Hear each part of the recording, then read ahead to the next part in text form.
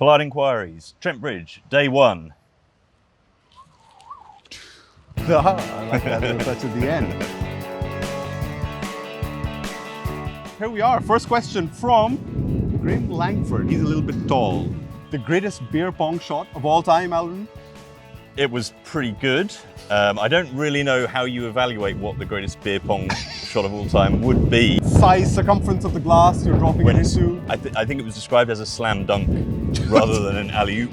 Incorrectly described as a slam dunk because it was clearly like a 3-pointer turned into like a 10-pointer shot. Changed the day, changed the test match, it changed the innings. Because the ball didn't swing after that. Yeah. The ball stopped talking after getting a gob full of lager. Yeah. It was cider, wasn't it? Well, I don't know. I think it was have we fully cider. established? It definitely broke the cup. Yes. Which I don't know if that's good beer pong that's bad technique beer pong either. action. You know that. That's bad beer pong action. Yeah. Matt Roller asks, he's a bit young.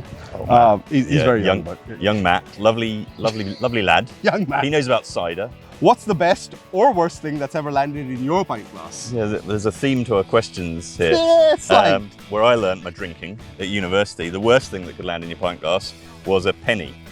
Because if someone dropped a penny in it, you had to down it there and then. With the penny? You just sort of filter the penny with your teeth. Oh. Yeah. All the hot takes of the day from ESPNcricinfo Polite Enquiries, folks. All the hot takes. Yeah. Megnath asks, this is a serious question. We're moving on from the beer pong questions. Is this Stokes Nasser at Brisbane movement? I don't think it's going to live quite so long in the memory. I mean, before we talk about Nasser at Brisbane, I mean, Joe Root at Brisbane last winter opted to bat, and that was a worse call than this. Root at Brisbane. I mean, in England, if they'd caught the 4 chances that went sort of their way in the afternoon and evening, they might have bowled them using that for 250. I don't think it would have been all that bad. We're still okay. We're still okay. And Tom Latham said he would have probably bowled as well. So yeah. Both captains wanted to. On that register of bad toss decisions, I think this is pretty low down there. I would. There were worse crimes in the day, I think. A few.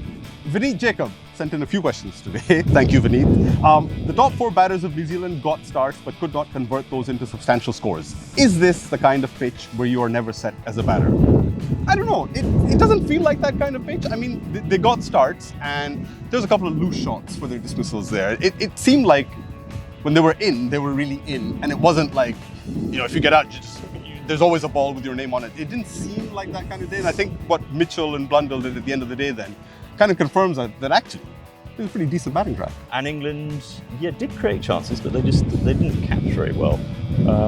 And if they had caught Mitchell, we would of course have been deprived of the moment of the day, which was the beer pong shot. So if they had caught them, so there's that. That's a good thing as far as I'm concerned. Shafeen asks, what is the role of Jack Leach in the English team? Jack Leach is the... Jack Leach, sorry, did I say Jack Leach? I may have meant Jack Grealish, but I meant Jack Leach. Jack off the leash, as he is now. Leash, yes. He's the living embodiment of the Brendan McCullum era, that flying headlong into victory. He set up the result at Lords, by showing everyone the way. Obviously concussing himself out of the... Knocking himself out of the desk. And everything followed thereafter. They never let Leach settle from the very first over that he bowled. They hit him over the top in that first over and then just continued in that vein.